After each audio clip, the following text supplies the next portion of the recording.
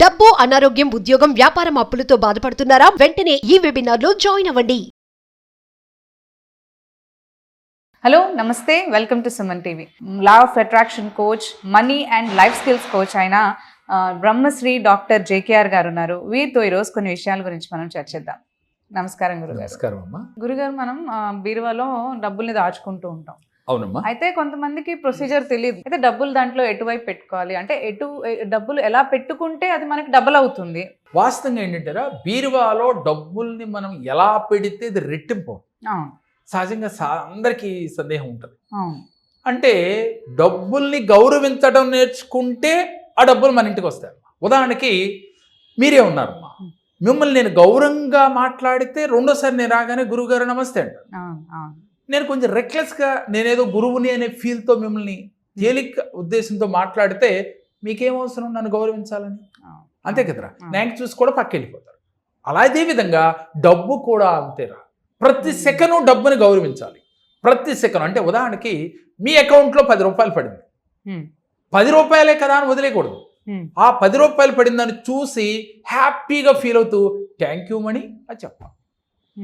లేక మీరు ఒక 10 రూపాయలు ఎట్టి ఏదో ఒక చాక్లెట్ కొంటారు, మీ దగ్గర నుంచి డబ్బు వెళ్తుంది అవతలకి.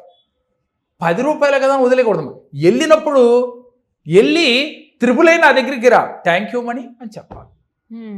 చూసారా, మణితో అంటే డబ్బుతో ఇలా మెలిగితే అంటే దైనందిన జీవితంలో ఎన్ని ఎవరికి తెలియదు.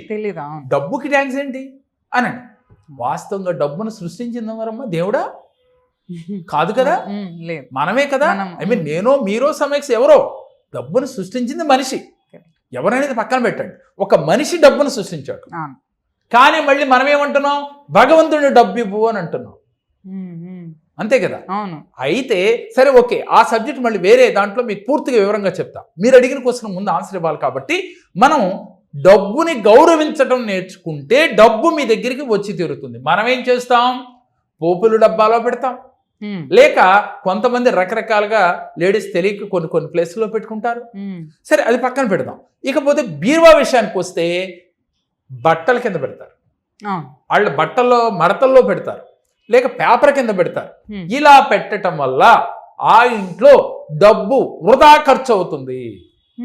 రావటం పక్కన పెట్టండి, నెలవారీ మీకు జీతం అది ఫిక్స్డ్గా వస్తుంది, కానీ సేవింగ్స్ జీరో. ఇంకా ఉల్టా అప్పులు అవుతుంటాయి, ఇంకా ఎదురు మనకు అవుతుంది. అంటే ఆ పదాన్ని నేను వాడటం ఇష్టం లేదు కాబట్టి అవుతాయి అని చెప్తున్నాను. ఇకపోతే ఈ డబ్బులు మనం ఎలా పెట్టాలి అంటే, ఎప్పుడైనా సరే బట్టలు పెట్టిన చోట డబ్బులు పెట్టకూడదు. బీరువాలో బట్టలు పెట్టిన ప్లేస్లో డబ్బులు ఉంచరాదు. అలా పెడితే వృధా ఖర్చులు అవుతాయి. ఎందుకని అనంటే, బట్టలు ఉన్న చోట డబ్బులు పెట్టకూడదు.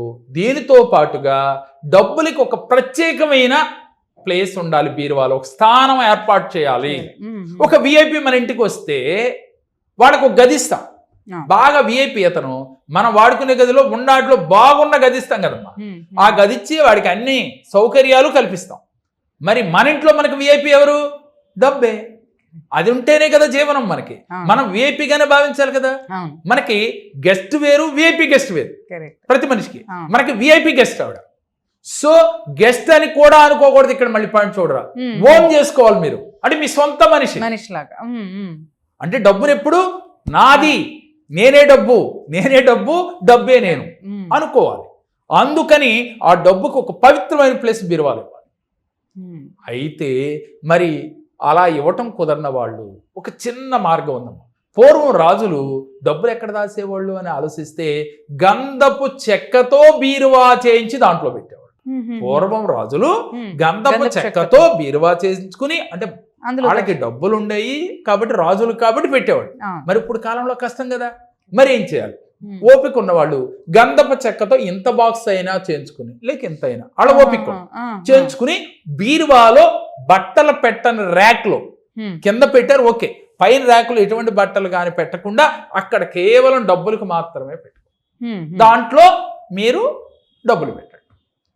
అయితే లక్ష్మీదేవికి సహోదరుడైన దక్షిణావృత శంఖం, అలాగే గోమతీ చక్రాలు, శ్రీఫలాలు, లక్ష్మీ గొవ్వలు, అలాగే ఒట్టివేళ్ళు, ఓకేనా, కస్తూరి పసుపు, ఇవన్నీ కొంచెం కొంచెం ఇంతెంత కాకుండా క్వాలిటీ ఇంతెంత క్వాలిటీ తీసుకుని ఈ డబ్బులు పెట్టే ప్లేస్ లో పెట్టాలి. ఎందుకని? వృధా ఖర్చు కాకుండా మన దగ్గర డబ్బు ఉండటానికి. ఎందుకని? ఇంట్లోంచి బయటికి వెళ్ళిపోవాలని కోరుకోదు, ఎక్కడున్నాయో అక్కడే. ఇవన్నీ సముద్ర సంపద. లక్ష్మీదేవికి అన్నగారుగా చెప్తారు. ఎందుకని? క్షీరసాగర మదనంలో ముందుగా పుట్టింది దక్షిణావర్త శంఖం. అందుకని లక్ష్మీదేవికి అగ్రజుడుగా భావిస్తాం. ఎప్పుడైతే ఆడపిల్లకి ఎప్పుడు పుట్టింటి వాళ్ళు వస్తే ఎంతో ఆప్యాయత ఉంటుంది కమ్మా, మరి ఇల్లు లక్ష్మీదేవి పుట్టింటి వాళ్ళలాగా భావించి అందువల్ల వాళ్ళు వస్తే చక్కగా వాళ్ళతో ఆనందంగా ఎక్కడికి కదలకుండా ఉంటుందని భావన. ఓకేరా? అలా చేయలేదు, నేను బాక్స్ కూడా పెట్టలేను సార్, నా వల్ల కాదు. మరి ఏం చేయాలి? అప్పుడు చిన్న గంధపు చెక్క మొక్కైనా సరే మీరు ప్రత్యేకించి ఒక బౌల్ లాగా బాక్స్ లాగా ఏర్పాటు చేసుకుని మీ ఓపిక కొలది ఏ మెటల్తోనైనా దాంట్లో గంధపు చెక్క మొక్క పెట్టాలి. అట్లా చేసినప్పటికీ కూడా వృధా ఖర్చులు కాకుండా ధనం మీ చెంతనే ఉంటుంది. సరే, దీనికన్నా ఒక ముఖ్యమైన విషయం, అసలు డైరెక్ట్ గా బీరువాలో డబ్బులు పెట్టకూడదు. మరి ఏం చేయాలి?